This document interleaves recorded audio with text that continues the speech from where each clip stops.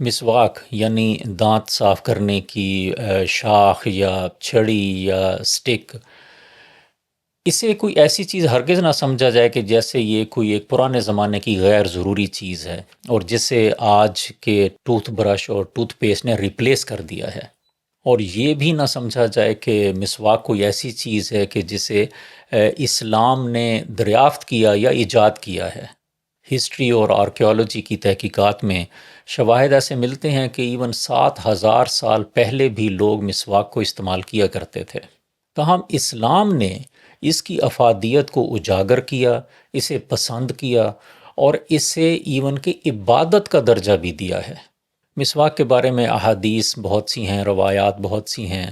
رسول کریم صلی اللہ علیہ وآلہ وسلم خود بھی مسواک کرنا پسند کرتے تھے، صحابہ کو بھی اس کی تلقین کیا کرتے تھے۔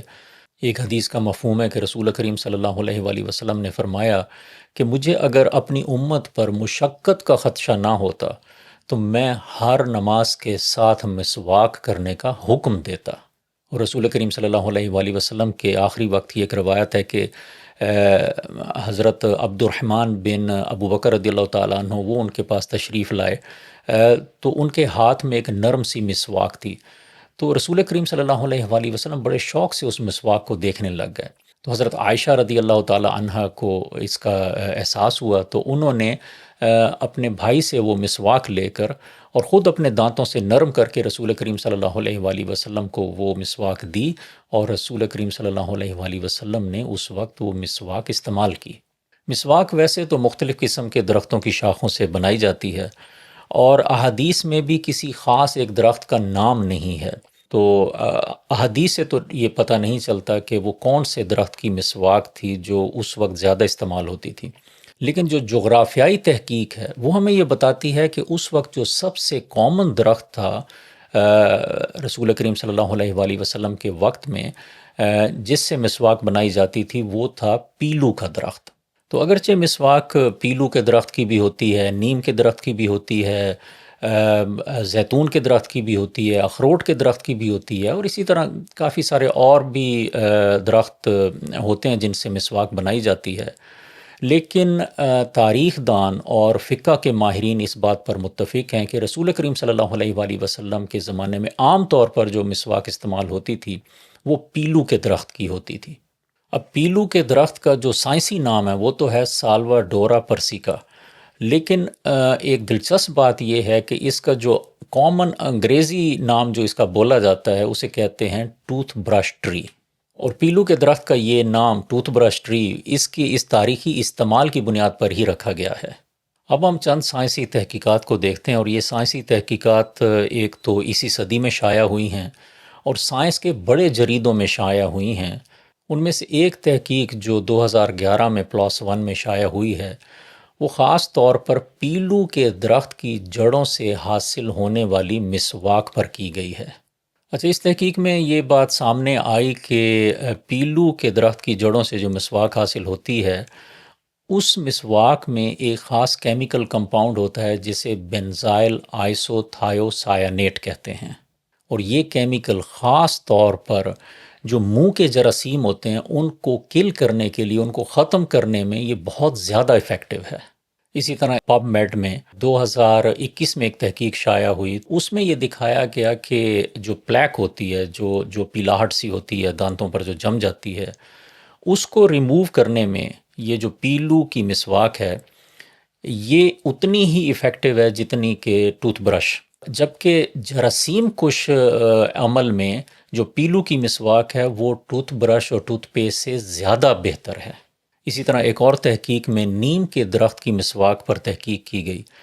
تو اس میں بھی کافی سارے فائدے دیکھے گئے، لیکن اس میں یہ دیکھا گیا کہ اس میں بھی جراثیم کش کیمیکل ہیں، لیکن اس کا جراثیم کے خلاف جو ایکشن ہے وہ پیلو کی مسواک کی نسبت ذرا کم ہے۔ پیلو اور نیم کے درخت کی مسواک کی تحقیقات تو شائع ہو چکی ہیں، لیکن میری نظر میں باقی کوئی اور ایسی تحقیق نہیں گزری جو کسی اور درخت کی مسواک پر کی گئی ہو، جیسے کہ اخروٹ کے درخت پر یا زیتون کے درخت کی مسواک پر۔ لیکن زیتون کے چونکہ ویسے بہت سارے فائدے ہیں، اس کی پتوں کے فائدے ہیں، اس کے آئل کے فائدے ہیں، تو ایک اس سے اندازہ لگایا جا سکتا ہے کہ اس کی مسواک بھی کافی فائدہ مند ہوگی۔ تاہم جو اب تک کی تحقیق ہے اس کے مطابق سب سے بہتر مسواک پیلو کے درخت کی ہی ہے۔ تو اب یہاں پر ایک اور سوال ہے کہ اگر ہم مسواک کا باقاعدہ استعمال کریں تو کیا ہمیں ٹوتھ پیسٹ اور ٹوتھ برش وہ چھوڑ دینا چاہیے؟ تو اس کا جواب یہ ہے کہ اگر ہم دانتوں کی اور منہ کی بہت اچھی صحت چاہتے ہیں تو ہمیں وہ بھی نہیں چھوڑنا چاہیے، کیونکہ جراثیم کش معاملات میں اور صفائی کے معاملات میں اگرچہ مسواک بہت افیکٹو ہیں،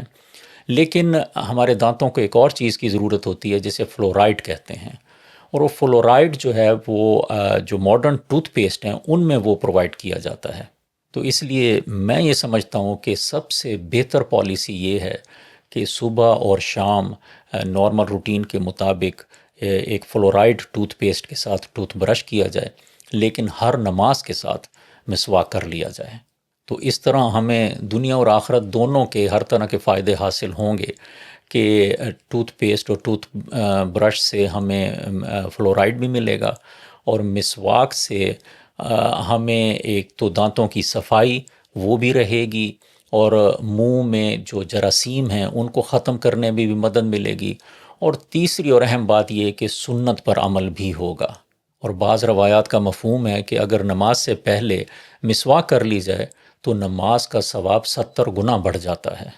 تو کیوں نہ پھر ٹوتھ پیسٹ، ٹوتھ برش اور مسواک سب کو استعمال کیا جائے کہ جس سے نہ صرف ہمیں منہ اور دانتوں کی صحت کا ایک مکمل پیکج ملے، بلکہ ہمیں اس کے روحانی فائدے بھی حاصل ہوں۔ تو مجھے اپنی دعا میں یاد رکھیں۔ السلام علیکم۔